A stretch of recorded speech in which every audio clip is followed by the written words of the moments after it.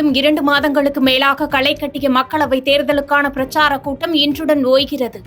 கடைசி கட்ட தேர்தலில் 57 தொகுதிகளுக்கு வரும் 1ஆம் தேதி வாக்குப்பதிவு.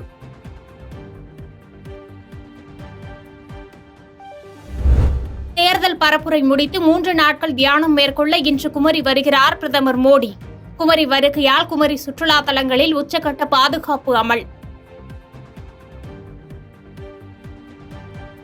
குமரியில் பிரதமர் மோடி தியான நிகழ்ச்சிக்கு காங்கிரஸ், திமுக உள்ளிட்ட கட்சிகள் எதிர்ப்பு. பிரதமரின் தியான நிகழ்ச்சியை ஒளிபரப்ப தடை விதிக்க வேண்டும் என தேர்தல் ஆணையத்தில் புகார் மனு. கேரளா மற்றும் அதனை ஒட்டியுள்ள தமிழக பகுதிகளில் தென்மேற்கு பருவமழை இன்று தொடங்குகிறது. தமிழ்நாட்டில் மேற்கு தொடர்ச்சி மலை மாவட்டங்களில் கனமழைக்கு வாய்ப்பு. மகாத்மா காந்தியை அவமதிக்கும் வகையில் பேசிய பிரதமர் மோடிக்கு வலுக்கும் கண்டனம். RSS வாயிலாக உலகை அறிந்தோருக்கு கோட்சேவை மட்டுமே தெரியும் என்று ராகுல் காந்தி விமர்சனம்.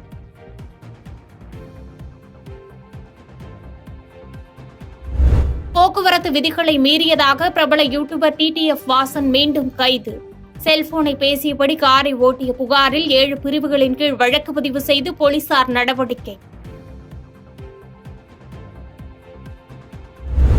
நாட்டிலேயே அதிகபட்சமாக டெல்லியில் 120 டிகிரி பாரன்ஹீட் வெப்பம் பதிவு.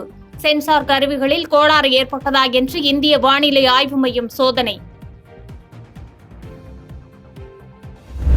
மணிப்பூர், அசாமில் தொடரும் கனமழையால் இயல்பு வாழ்க்கை முடங்கியது. ஆறுகளில் பெருக்கெடுத்த வெள்ளத்தால் வீடுகளை இழந்து மக்கள் பரிதவிப்பு.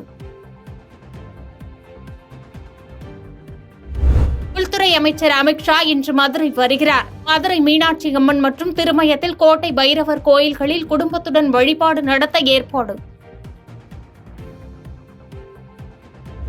மேற்கு வங்கத்தில் ரெமல் புயலால் பாதிக்கப்பட்ட இடங்களில் முதலமைச்சர் மம்தா பானர்ஜி ஆய்வு. தெற்கு பர்கானஸ் பகுதியில் சேதமடைந்த இடங்களை ஹெலிகாப்டரில் சென்று பார்வையிட்டார்.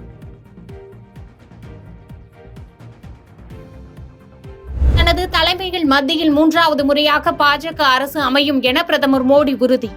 எங்கு பிரச்சாரத்திற்கு சென்றாலும் மக்களிடம் நல்ல வரவேற்பும் எழுச்சியும் காணப்படுவதாக ஒடிசா பரப்புரையில் பேச்சு.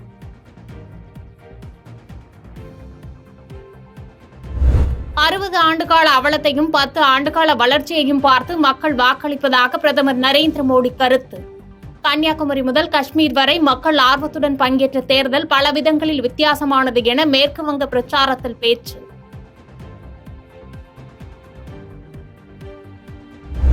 ஒடிசாவில் பாஜக ஆட்சி அமைந்தால் நவீன் பட்நாயக் உடல்நிலையில் ஏற்பட்ட திடீர் பாதிப்பு பற்றி சிறப்பு குழு விசாரிக்கும் என பிரதமர் மோடி பேச்சு. பிரதமருக்கு தன் மீது அக்கறை இருந்திருந்தால் தொலைபேசியிலாவது நலம் விசாரித்திருக்கலாம் என நவீன் பட்நாயக் கேள்வி.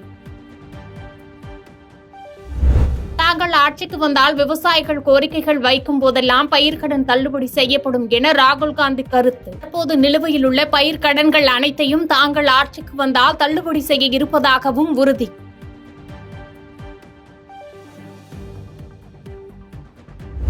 தென்மேற்கு ஐஸ்லாந்தில் மீண்டும் வெடித்து சிதறும் எரிமலை. 50 அடி உயரத்திற்கு நெருப்புகளை கக்கி வருவதால் மக்கள் பாதுகாப்பான இடங்களுக்கு வெளியேற்றம்.